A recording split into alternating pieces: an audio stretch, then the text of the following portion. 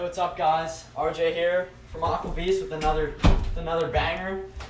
Today we're gonna be checking out the fish cave. I'm actually super excited for this video. I've been wanting to show you guys everything that I have in the fish cave between geckos, fish, turtles, and some monsters. Ladies and gentlemen, welcome to the fish cave. Alright guys, make sure you check out the whole video because the tanks are only going to get better and better as well as the fish.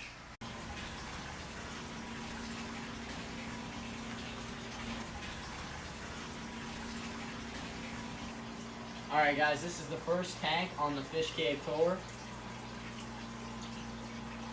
Alright, so this is a 30-gallon aquarium right here with a flower horn. It's actually a parrot flower horn. This is OJ right here. So you can see he's very aggressive. That's why he's by himself as he follows my finger.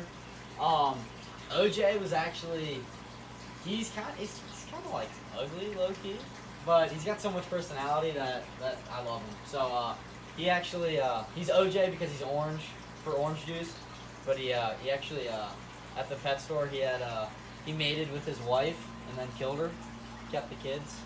He's an aggressive little guy. But yeah, this is OJ in his 30-gallon tank, and obviously as he gets bigger, he'll get an upgrade. So aggressive. Once I was trying to clean the tank lead. Oh! Did you see that? Oh!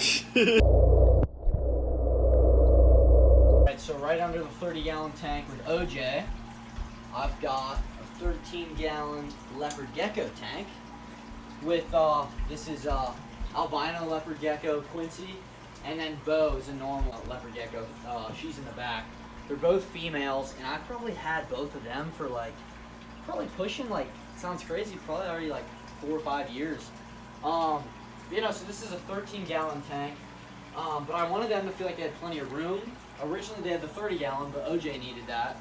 So what I did is I created multiple levels. So they got water bowl down here, they can climb up here. They got this level, and then they can even actually go under there. So they got plenty of room. I'm thinking eventually I actually might add a male to mate with the females. But I love these two guys. They're pretty awesome. And I've had them for a long time. They eat crickets. And if you're looking for a pet that's low maintenance, you don't want fish, leopard geckos, they're awesome. Alright, so right next to these two tanks, right to the right of it, I've got this tank, which is a 40-gallon bow tank. And in there, I house a pike cichlid, a tiger nose shovel cat, and a marble pleco, which is gorgeous. I had to move these guys from my bigger tank, which you'll see right behind me, so they wouldn't pick on my freshwater stingray. So yeah, I think it'll house the pike cichlid for probably its whole life. They don't get too huge. But the tiger shovel nose obviously is going to get ginormous, and so is the marble pleco. So those guys will get a tank upgrade when they outgrow this tank. But yeah, I really like it. It's a great it's my first bow front tank. But I love how it fits in that corner perfectly. So right next to the corner tank is a 120-gallon tank. This tank's one of my pride and joys. The freshwater stingray. If you guys didn't see the unboxing of this thing, we'll put the link in the description. Go check out the unboxing of this stingray video before you watch the rest of this. It's sweet. Anyway though, this is a 120-gallon tank, 4 feet long, 2 feet wide, and it's, I don't know, 27 inches tall, something like that. So yeah, it's a super wide tank. So anyway, in this tank, I've got, obviously, the freshwater stingray marble Maporo. We actually decided to name this guy Dexter. So that's Dexter from now on. Then right here, I have a Florida gar, who I've probably had for 2 to 3 years now. He's starting to get big, which is exciting. Then I got a peacock bass right down here. Ever since I actually got the stingray, check that out, Stingray's vibing. Ever since I got the peacock, I've had the peacock bass probably for also 3 years probably pushing. He was this big when I got him, so he's definitely put on some size. But ever since I got the stingray, he's been acting weird, but he's starting to come back, which is good. And then in the back, you can see him hiding in the, in the plant is a bichir. I believe it's like a polyiritis or something. All the bichirs are hard to announce. Anyway, so this is the 120 though, all predators. And I went with the tile because As you guys know, it's hard to keep stingrays. Well, actually, if you didn't know, it's pretty. Stingrays produce a lot of ammonia and waste. So do all these big predatory fish. So I wanted to go with tile so it's easier to clean and keep these guys safe. So then hooked up on this tank, I've got this canister filter. Just get the canister real quick. Just a little canister. That's job. You can see this pipe right here. The job of the canister is literally just to suck up all the waste, and then I just clean that twice a week. But then, once every 2 weeks. And then right underneath, I got a 55-gallon sump. So if you don't know what a sump is, the only goal of this tank is to clean the tank above it. So what happens, water gets pushed down here. I got all this media down here. It's kind of dark. Like, we're talking like the bio balls and, what's it called? Carbon. Bio balls and carbon. Got the heater down there. And then I've got all these plants working for me too. So those are going to suck out a bunch of nitrates, and that gets pumped back up to the top. So that's what a sump does. And yeah. Right next to the 120 is a 55-gallon, which is it's 4 feet long, 1 foot wide, and it's, I don't know, 20-something inches tall. And this tank, I love this tank too so much. It's a archer fish tank.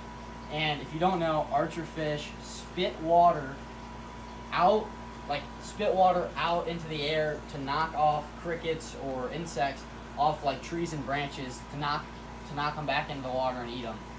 One of the coolest fish, craziest fish. Yeah, they're absurd. We're gonna do a feeding video eventually, so subscribe to see that. Anyway, so this tank, I've got sand on the bottom. I've got a little shoreline catfish, which will get much bigger. And then obviously the two archer fish are in there. I've had them for like 6 months now. They're starting to get some size on them. And one of my favorite fish, actually, I've probably had for like, I don't know, probably like 6-7 years now, is my black spotted eel. Which you can see right here. Just gorgeous and huge, by the way. Gorgeous and huge. I'm showing her my finger. I'll feed her later though. But just to get her to come out. Yeah, she's awesome. I've had for a long time. Bunch of personality, eats right out of my hand. But I really like this tank, and as you can see, it's half water, half land. That way you can see the archer fish spit crickets. So across from the archer tank, go straight across, is the 55-gallon African lungfish tank. This tank's actually in the wall, which we'll show you on the other side. Anyway, this is home to LJ, which stands for Lenny Jr., based off Dylan's lungfish, who's my cousin. Go check out his YouTube, Aquabeast Dylan. Anyway, this guy's gotten pretty big. I've probably had him for, I don't know, 3-4 years. Yeah, it's not been super long, but I've had him a good amount of time. And he's just going to get absolutely huge in this 55, which is the same size as the archer tank, 4 feet by foot. And there's also a pleco in here, which blends in with that black gravel. But you can't really put anything with African lungfish because they're so aggressive. Cool fact about them, though, is they actually, they live in Africa, so when they're in like a puddle and it dries up, they can live in the mud without water for 2 years without water or food. It's amazing. They'll just burrow there, and then when the water comes back, they'll come back out and live. He thinks he's getting fed right now. But yeah, this is a pretty cool tank. Let's show you the other side. This is in my bedroom. That's the tank in the wall. I think it looks pretty sweet. And then I got that Aquabeast sticker. And then the cool thing is, check this view out from my bed. I can see like almost every tank right through the lungfish tank. Alright, so to the left of the African lungfish is the 600-gallon pond. Now, it's not exactly how I want it to be right now. My turtle, Rosie, actually put a hole in this liner.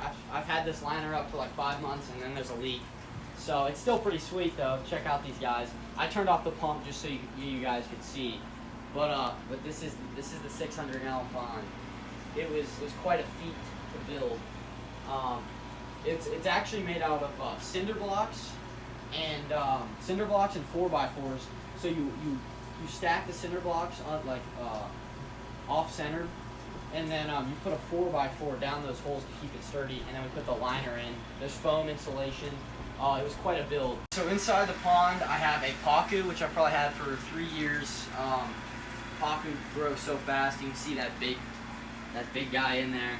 Once again, I know the pond's low. It's because of the leak. I'm gonna get I'm gonna fix that as soon as I can. Normally the water's all the way up to the top. And then I have a marble car catfish right here. I've actually got a Rubbermaid trash can, and inside of here I got bio balls, which all hold beneficial bacteria. I've got lava rock at the very bottom. I put the hose so the water's actually swirling through the lava rock and the bio balls. And then I also have these pothos plants at the very top. So normally this is constantly swirling with water, and then it comes out this tube, which is a waterfall. Also got this canister filter. It's huge. It's got a UV light and a bunch of padding, so it goes through this, then into here and back into the water. It pumps a ridiculous amount of water. But yeah, so it normally flows in like this. Turn it on. You know, there's also like there's 2 heaters in here, which keeps it warm. It's just starting up. Alright, so from the outro right here in front of the pond, I also wanted to mention that's a picture of the sunset on the Amazon River. A lot of these fish are from the Amazon and tropical, so I thought that was only right. Shout out to Corbett Graphics. So yeah, no, that's the whole fish cave. We've only lived in this house for 6 months, so I mean it's been 6 months, but a lot of it was moving tanks. I've done a lot of work to this room. It used to look like this.